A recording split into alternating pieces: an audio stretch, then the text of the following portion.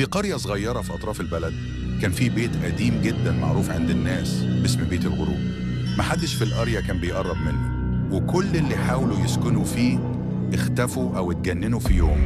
سامي شاب جامعي بيحب المغامرات، سمع عن البيت في فيديو على النت، قال لنفسه أنا هروح أصور هناك وأعمل سلسلة رعب حقيقية. وفعلا سافر للقرية هو وصاحبه ماهر، ومعاهم كاميرا وفلاش قوي. أول ما وصلوا لقوا البيت واقف كأنه بيبص عليهم، الشبابيك مفتوحة والباب بيترزع لوحده. الجو برد جدا رغم إن الوقت صيف. دخلوا وبدأوا يصوروا في أول دقايق.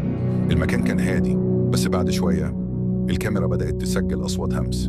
ماهر سامع في صوت فوق. طلعوا السلم اللي كله صدى خطواتهم، ولما فتحوا أول أوضة لقوا صور قديمة لعيلة كاملة، بس العيون في الصور متشوهة كأن حد شطب عليها بسكينة.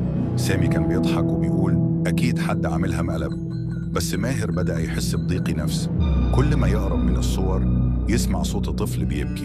في لحظة الكهرباء قطعت، نور الفلاش الوحيد اللي من الكاميرا بقى يقطع ويولع، وكل مرة يشتغل فيها يشوفوا ظل بيجري وراهم. نزلوا بسرعة علشان يهربوا، بس الباب اللي دخلوا منه بقى مش موجود. المكان اتغير كأن البيت قافل عليهم. الحيطان اتحركت والسلم اختفى والأرض بقت زي متاهة. ماهر بدأ يصرخ ويجري في اتجاه الكاميرا. سامي بيحاول يطمنه بس الكاميرا وقعت، وكل اللي اتسجل بعد كده هو صوت سامي بيقول مين اللي ورايا؟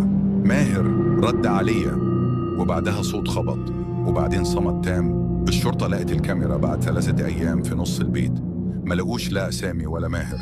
بس لما شغلوا الفيديو في آخر ثانية ظهر وش واحد في الكاميرا، وش سامي، بس عيونه كانت سودة تماما وبيضحك ضحكة غريبة جدا.